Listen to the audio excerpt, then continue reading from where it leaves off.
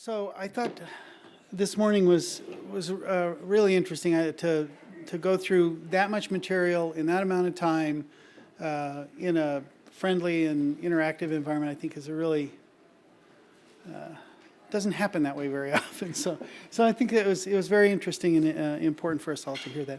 And so I don't know if this was intentional. I guess it must have been intentional when you look at the thing. But as we sort of go forward in the afternoon, we become more and more macroscopic and more computational, or more and more computational and more macroscopic. And I just want to give an example of one thing. This is just, I mean, you could pick an example with seeds, or you could pick an example with a whole lot of other applications, but I'm just going to pick an example with an infectious disease just because we think about infectious diseases a lot, and so that's what I'm thinking about. But, you know, if you ask a question,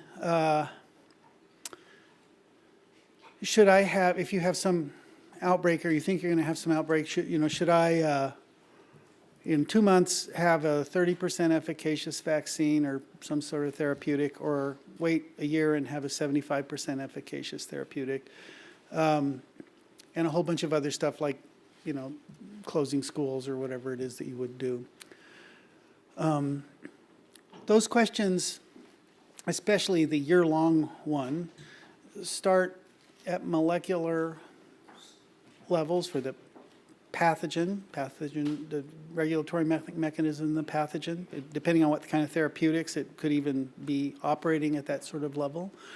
And then there's this whole thing that goes through logistics and interaction among people and economics, say like the economic regressivity of a particular strategy, to make a decision like that. And there's sort of no place that you can really go and get answers to entire questions like that, even though that is the entire question that people have to ask and answer when they come up against problems like this.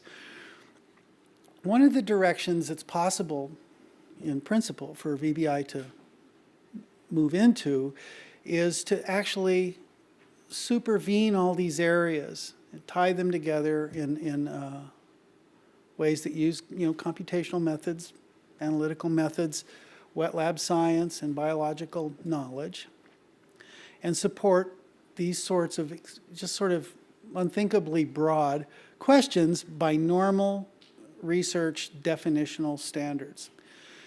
I won't go into the whole thing, but I think that as we go from molecules through the cyber approaches to a variety of things up through big computation, network science, social science, and decision making, if you just keep in mind how these things are integrated from the point of view of the topic center of our institute, this is a very exciting and very, very unique kind of capability that we can bring to bear. And it's very important for us to see that. So I'm going to shut up now, but we are shifting gears a little bit. And so for those of us that were a little mystified this morning, now different ones of you will be a little more mystified this afternoon probably. And so it's only fair. And please stick around. And if you can't sit down anymore, remember that you can go watch the thing out there and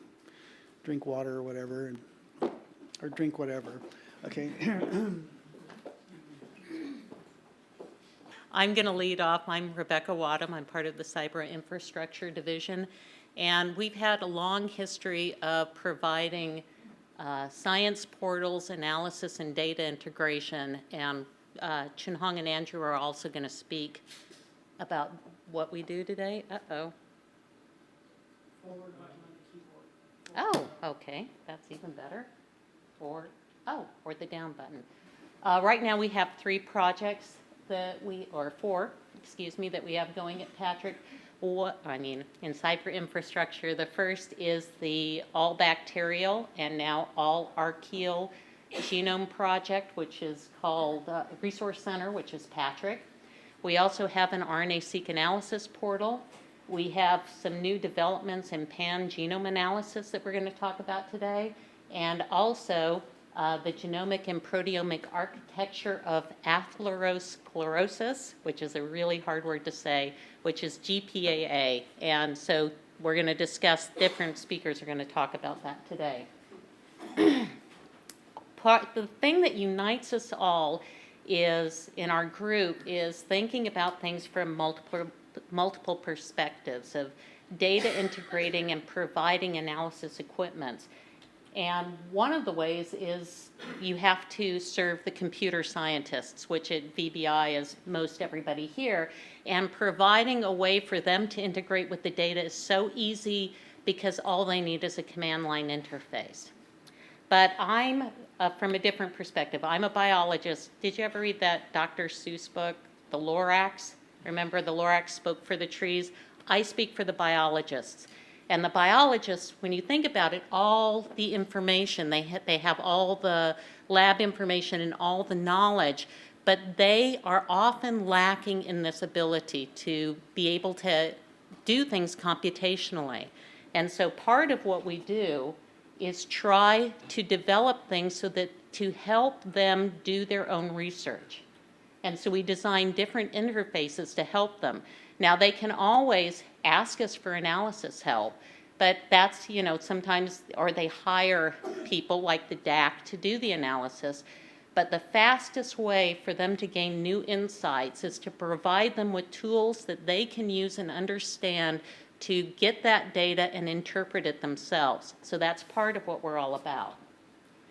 So lately, I've talked to you guys about PATRIC a lot in the past and how we've gone from 8 genomes to now more than 40,000 genomes, and how we have transcriptomic data and host pathogen interactions, everything embedded there. But we're also very responsive to new calls, and lately NIAID and NIH has been extremely concerned with antimicrobial resistance. So in the past about 6 months, we've been putting a huge push in to try to meet that need and to bring in that data. Now, the way we bring in that data, there can be different ways that that data is brought in. Some of it is tagged to genomes, and I think this is going to be the most valuable method, is when you know that that genome is resistant or susceptible or intermediate to a whole antibiotic panel. If you can integrate that data so that it's easy for the biologist and also the computer scientist to see right away, then they can filter on that data and look at it. This is one of the methods we have. Now that we have this data, we have it's about 4,000 genomes from RNA, from antibiotic-resistant panels that we've brought in and tagged. Some of this has to be done manually because it's in the new phase, but now researchers can come in and grab all the data for resistance or susceptibility and analyze it that way. And so once you have this kind of tagging, and we try to bring in things from different resources. I know you had a question earlier about SRA or bringing in, how do you get the different data? We try to bring that into PATRIC so it's just one link, one click away for the biologist. So we brought in a lot of antibiotic resistance data, but once you have that data, something like this, which is the TB drug resistant database, you can go mine that resource, which has a lot of detailed information from papers and individual experiments that look at specific nucleotide changes that result in antibiotic resistance. So you can take that and go into PATRIC and say, whereas these are done at a single genome level or in tens of genomes, you can now at PATRIC take that to thousands of genomes and say how many of them have this particular nucleotide change which is associated with resistant, which is this one, which is the valine that's highlighted there in the white. And so you can ask those questions, and now it takes what was known in the literature for a small number of genomes, then you can look more broadly and say, well, this generates resistance in rifampicin. Is that true? Can I look across a broader swath of genomes and see that? And you can also look, because these genomes are all tagged with different metadata characteristics like country of isolation or year of isolation, you could see that, oh, all of these are from Russia, in 2010. And that's where we're seeing these resistant patterns. So that's the kind of things that we're trying to allow biologists the ability to do.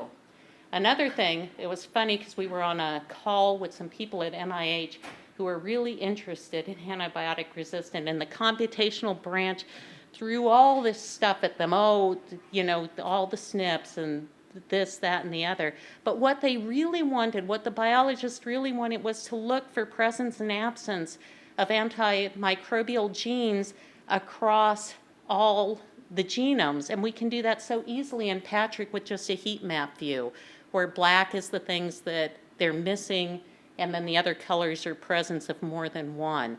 So sometimes it's just a simple, something simple like this in a heat map view for the biologists to see, to make the interpretations that they need.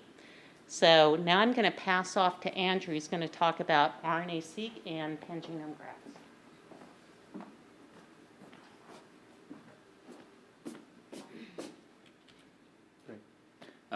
Hi, my name is Andrew. Thanks for putting this symposium on today.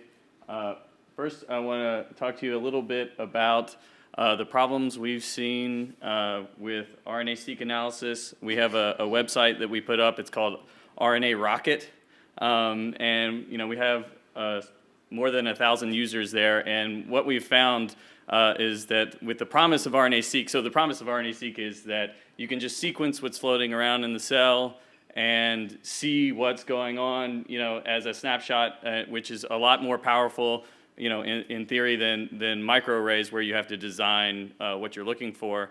And the problem with the promise of RNA-Seq is people are buying it completely. So they generate their data, or they pay to have data generated, and they think that after they get that data, you know, they should just be able to look at it and see what's going on, and that, you know, that's the end of the story.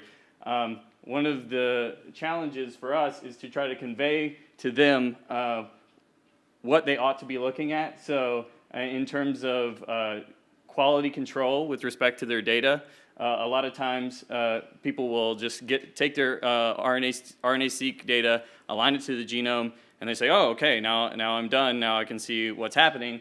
And they sort of ignore a common problem, which is the quality of the base calls that they get. So they just sort of, you know, you have this thing in computer science where it's this meme called crap in, crap out, right? So if you start with bad data, you can't get good analysis. And so we've seen tons of users come in and they simply align their genome, and then they don't understand why they're not getting significant results. And so what we try to encourage them to do is to look at the sort of the characteristic tailing in the base calls that come off modern short read aligners, and to look at how much of their so that's the whisker and bar plot on the right, and how much of their sample is actually aligning to the genome. So in this case, red is good and black is bad. So you can see, and here is the base call quality of each of the different categories, or it's the amount of reads mapped for each of the different base call quality categories here. And so if you look, here is a really poor sample. This is from a real user where they didn't understand why they couldn't get good differential expression analysis, and it was because over half their sample wasn't being aligned, and that was because they have really bad base calls. So we try to make users aware of, and here also, when you're doing differential expression analysis, if you do have replicate structure, you need to make sure that your replicates are telling you, you know, are in somewhat of agreement, because if they're wildly disagreeing with each other, that's, you know, that kind of doesn't serve the purpose of, well, it serves the purpose to tell you, but unless you look at it, you're kind of missing the point of doing a replicate. So again, we've tried to bring the questions that the users face into the interface. We really think that if we just process the data from end to end and just give them the results, we'd be doing them kind of a disservice in terms of making them aware of the challenges they're actually facing. So we sort of bring the questions into the interface, and I just wanted to sort of emphasize that. The other thing I want to talk to you about that we've been working on recently is Pan-genome Graphs.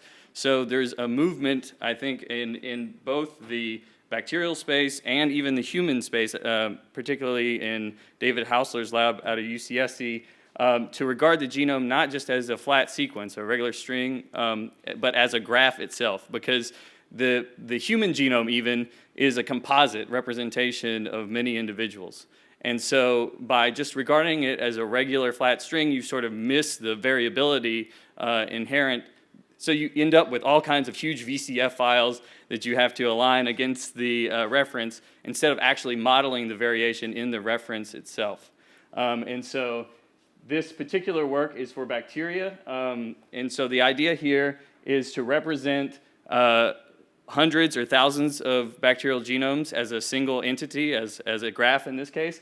And so this sort of looks like, spaghetti. It looks like a big jumbled up mess. But if I told you, the panel on the left represents chromosome 1 for a composite representation of 400 genomes, and the panel on the right represents the highlighted region, represents chromosome 2, then it starts to make a little bit more sense, and you can actually zoom in. And so we've tried to make this available. I don't have time to go into a lot of detail about how we create the graphs, but we're able to create it in a few minutes and then put it up on the web and stream the information backing thousands of genomes to the user so that they can zoom in and interact and see which regions are highlighted or see which regions are active for any subset of the genomes that you're interested in. So that allows you to do things like rearrangement detection. So in this case, this is, I think, about 60 Brucella suis genomes, and this nexus point highlighted in the middle is the nexus point between chromosome 1 and chromosome 2. And what we found by creating this graph and looking at all the genomes, that almost all the genomes follow the top two paths that you see here. But then there's one genome which connects chromosome 1 and chromosome 2 in this region of homology between the two molecules. And so what that indicates is that there's probably an assembly mistake. So when you're creating the assembly, you're extending out based on similarity in sequence, and they extended out in the wrong direction, and they created a molecule that didn't exist. So that is one thing that this is able to detect. Another thing is it kind of provides scaffolding for incomplete genomes using the composite information from the other genomes. And the last thing is that it models pretty well inversions, inserts and deletions, so that you can identify rare occurrences of regions of the genome with respect to the group that you're looking at. Okay, that's it for me. Chen Hong's going to speak.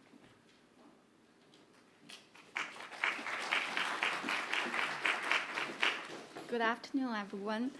My name is Chen Hong Mao. I'm a member of CI Division, and today I'm going to talk about one of the projects that I've been involved, and it's GPA project.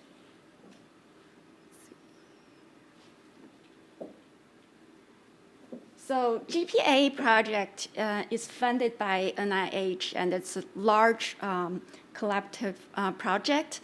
And the goal of this project is to identify genetic and proteomic characteristics of early onset atherosclerosis disease. And 6 institutions are involved in this project. Wake Forest, Dr. David Harrington is the leader PI, and they're expert in cardiovascular genetics analysis. And Louisiana University provide the clinical sample for us. The UT Houston provide genomic sequencing. JHU and Cedars-Sinai, they provide proteomics data. And for VBI group, sorry, the slide is kind of low. We basically provide the bioinformatics support for the whole project.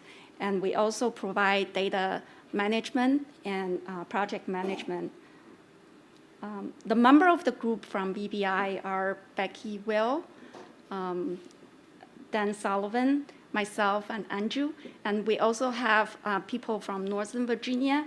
They're Dr. Joseph Wang and Dr. Guoqiang Yu.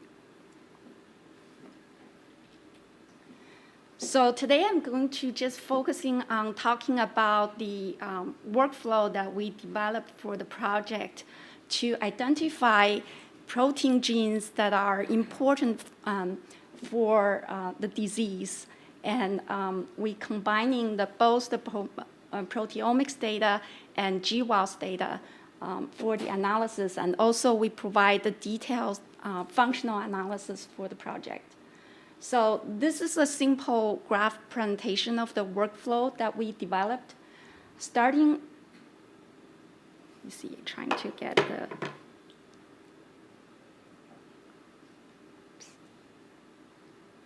okay. Let me go back to the slide, okay. Okay, starting from the proteomics data that are provided from this project, we first identify the significant differentially expressed genes that are important comparing disease cases versus non-disease case. And also from previous GWAS data, the genome-wide association study, we have a list of genes that are known to be associated with vascular diseases. And from that list, we can build a network model to identify genes that are important in the protein-protein interaction network.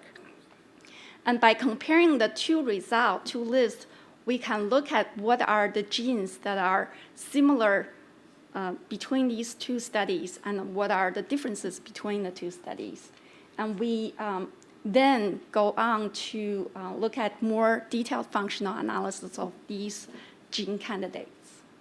So the detailed analysis include a gene ontology enrichment analysis, the protein-protein chemical and protein-chemical interactions, the pathway analysis, and the associated disease and functions. And then we can look at whether there are genes that are good for drug targets and any of the toxicity information. So here is one example of gene ontology analysis result. Basically, gene ontology provide controlled vocabulary terms that describes biological processes, cellular components, and molecular function for gene products. So as this result, we can immediately see some of the gene ontology terms such as very low density lipoprotein particle remodeling, the lipid metabolism, that are important terms or process or pathways that are possibly involved for atherosclerosis. And we can also visualize these terms and to look at the relationship between them. So, and also it's important to look at how these proteins interact with other proteins in the system and look at also these proteins, what chemicals can possibly interact with them. So this is an example of a protein-protein network and protein-chemical interaction network. And we can see, interestingly, that two chemicals, cholesterol and triglycerol, that are important, we know, to be involved in the disease processing. So another detailed function analysis we do is to look at what pathways that these proteins are possibly involved in and what disease and functions that are they're associated with and what are possible drug targets based on the known knowledge base, and then what are the upstream like regulators and the regulatory effect networks. And then we can also look at the metabolite profiles for these proteins. So based on existing knowledge, the annotation of these proteins and pathways, we can actually build a cell model to look at the where these proteins located in a cell, whether they're intracellular or extracellular, and what are the proteins that are interacting in the cell, and how they signal to each other. And also we can map the pathways on top of these genes to look at the relationship. And this way we can, it will help us to generate hypotheses.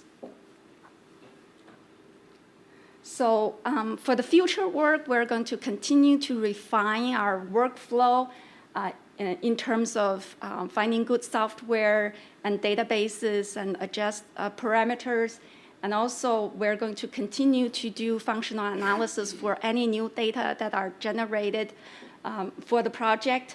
And then we're going to integrate the genomic and the proteomics data and analysis result. Hopefully, it will generate some interesting result. Thank you.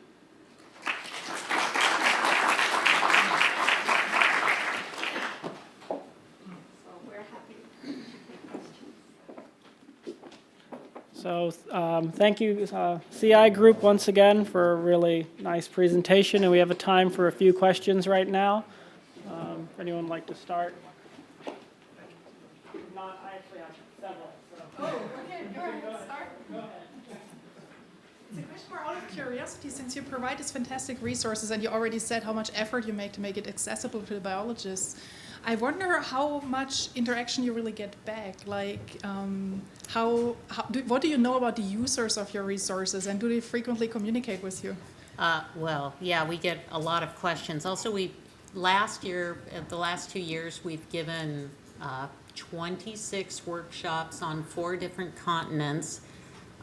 So we've been moving out a lot, trying to get people to use it. The main problem is that a lot of people are wed to their specific resource that they're used to using, because biologists, you can really, and I'm one myself, I like to do what I know how to do. I don't want to learn anything else. Even if you tell me it's 2 seconds faster, I don't care, because I don't have to experience a learning curve.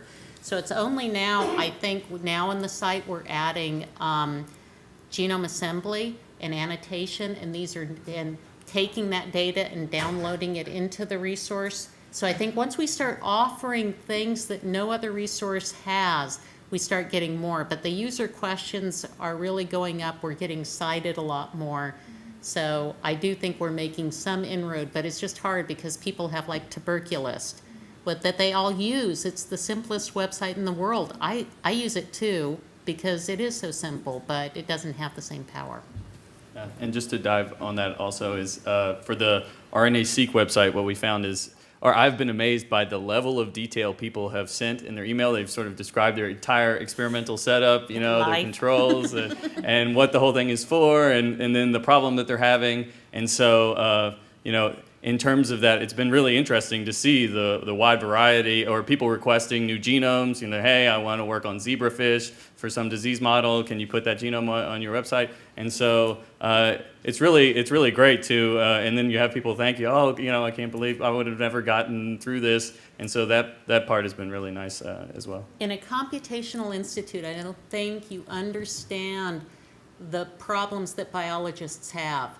We have had people send us their hard drives that they got from their sequencing center because they don't even know how to find the file that has the results. It's that, I'm serious. It's really hard for them. So we try to make it easier for them.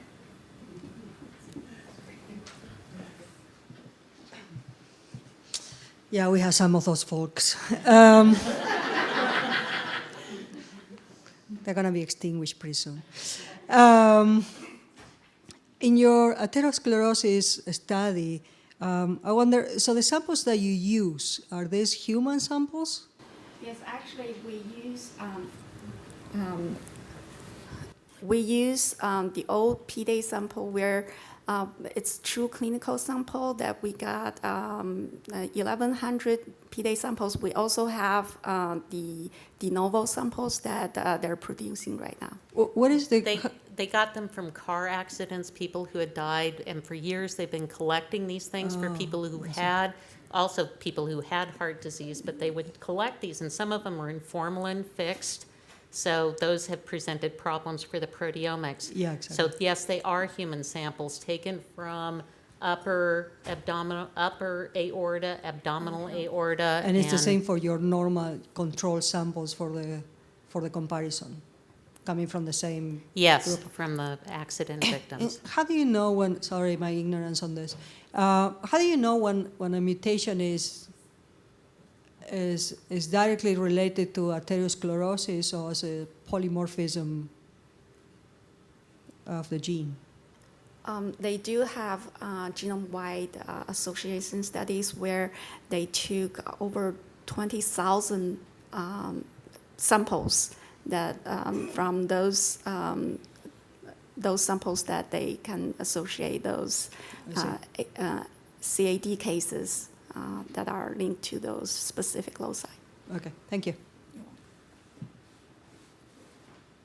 So even though we're running a little bit behind, I get to ask my question because I'm the moderator, right? And so Andrew, I just have a quick question. This RNA rocket, I think, is a wonderful resource that you're developing, but how closely is it integrated with the rest of the parts of the CI group? Because, you know, we're getting into this stage where it's not just transcriptomics, but it's meta-transcriptomics, right?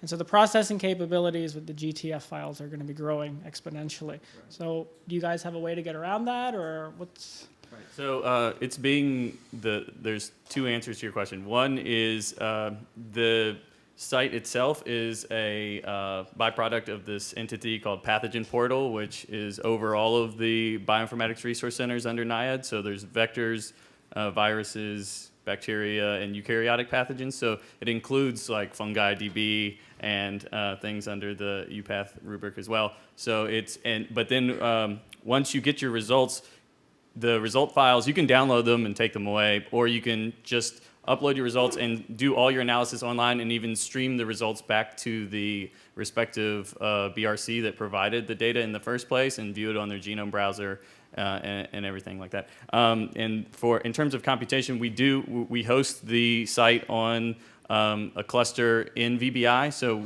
at one point we did move it up to Amazon Web Services, and we found that the cost model wasn't, perfectly attuned to the grant cycles. It was somewhat of a challenge there, and sort of you pay as you go. Whereas in VBI, it provides some insulation for a fixed cost solution. So it is hosted on our own cluster here, which is nicely maintained by the RT group here. So.